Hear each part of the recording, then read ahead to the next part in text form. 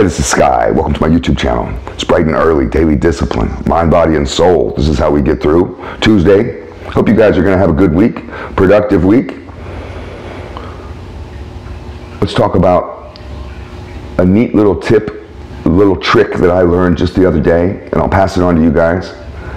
It's for people who have a need to socialize but have trouble socializing. Maybe you have social anxiety and maybe you just don't like people, but you know that you need a community, you need friends, maybe you need a girlfriend or a wife, you need people around you, but this is really hard.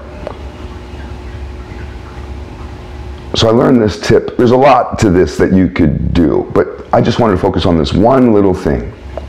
Just this interesting little trick. I'm definitely going to try it. I can be a social butterfly and I can be very chatty and charismatic and the life of the party, but I don't really enjoy that. That is exhausting to me. I find large groups of people to be absolutely exhausting, and I get annoyed easily, which is just something that I've noticed about myself, and I don't know if that's anger issues or what that is, but my whole life, even since I was a little kid, you put me in a party or a group of people, I can do fine for a little bit, but after a certain amount of time, and it's not that long amount of time, I get really bored. I don't hang out at parties for hours. Some people do, not me. I'll be there for 20 minutes, gone. Some people are desperately lonely, and they can't socialize. What a dilemma that is. So I was watching a talk by this psychiatrist who was diving into this topic, and he made a point. I just wanted to focus on this one little point because this is a huge topic.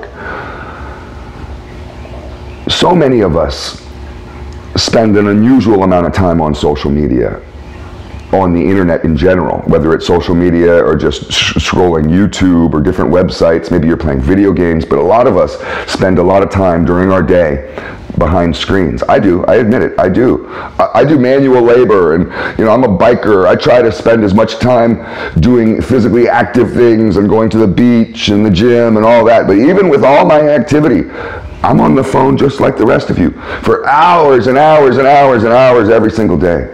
Every day it feels like, my phone feels, I feel like I'm ruled by my phone. I feel like it owns me. And then very often at night, I'm writing for hours on my computer.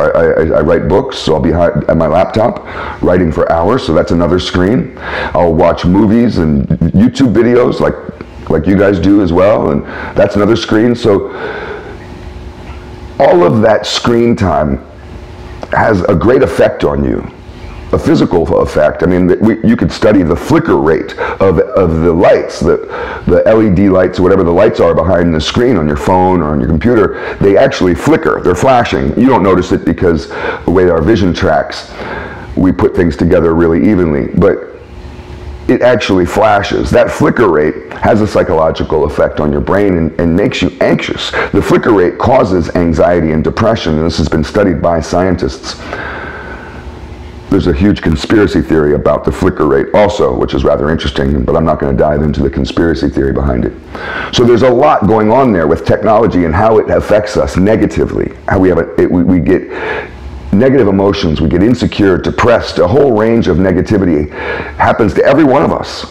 You may not notice it, but one of the things that you can notice, say for example, is if you're a video gamer, or if you're scrolling social media for hours a day, or whatever you do, nobody feels rejuvenated after a 4-hour session of playing Fortnite or whatever you do. Nobody feels so really wonderful after scrolling. You ever notice how close you keep your phone to your face? You sit there and scroll and block out the whole world. You can't even hear anything or see anything, and you're just absorbed scrolling through your bullshit.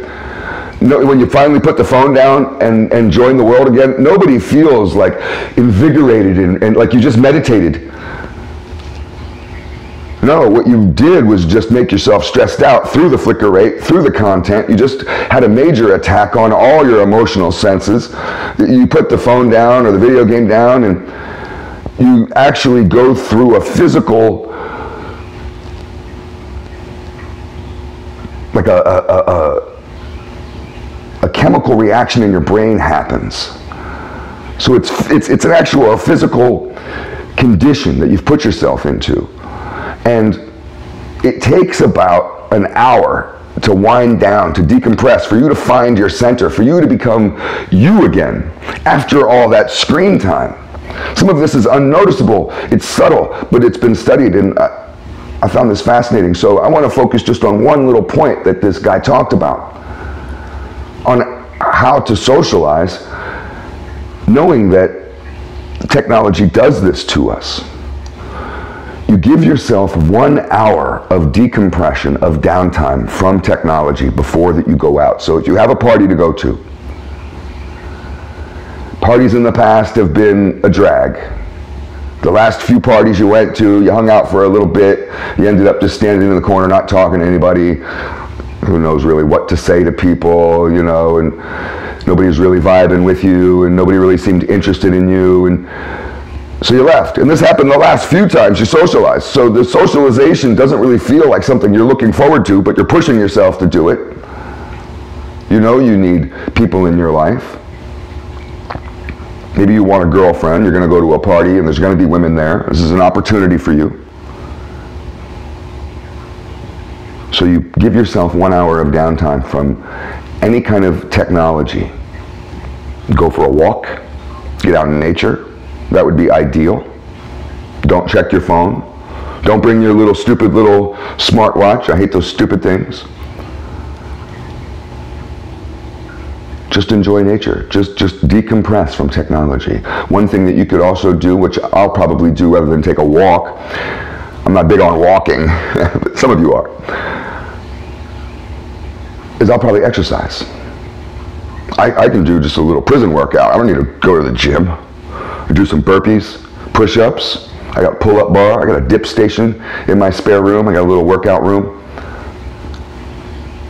There's all kinds of things I could do. I get that blood flow, decompress from all the bullshit, get my confidence back up, let go of all the ego and all the arguments. So many people get wound up over the arguments that you have. You feel attacked online, so then you have to fire back. Get rid of all that energy, man. Give yourself an hour. Get rid of it all. Dump it all. And then when you're ready to go out, you will be able to be in a more receptive, open mindset. You'll be able to be more positive. You'll be able to be calmer. There'll be some distance between you and that argument over Hillary Clinton that you just had on Facebook or whatever. You know, maybe you were scrolling through Instagram and you ran into your ex-girlfriend who's now a porn star. That happened to me. So then you sit there and you kind of spiral for an hour or two thinking, God, you know, thinking about depressive shit, thinking about how much of a loser you are. And meanwhile, you're on your way driving to a party. No, give yourself an hour. Get some blood flow to your brain. Get some deep breaths. Give yourself an hour. And there's a lot you can do in an hour. You could have a little workout session. You could go for a walk. You could meditate. You could engage in some creative activity. Put down your phone. Get away from your little video games, your computers, and go and work on that painting a little bit. Just to get some creative juices flowing. To redirect that energy towards a positive part of your brain. I'm going to definitely try this because maybe this will help me to hang out at a party for more than 20 minutes. Maybe it'll help me to have more inspiration just to go socialize in general. Maybe it'll help me to not be so down on other humans, because I feel often just like, fuck people, fuck the world. I mean, I'm a rebel. You know, I can very easily become negative. I wake up negative. Negativity runs strong. The dark side of the force is strong within me. So here's a way to combat that. Food for thought.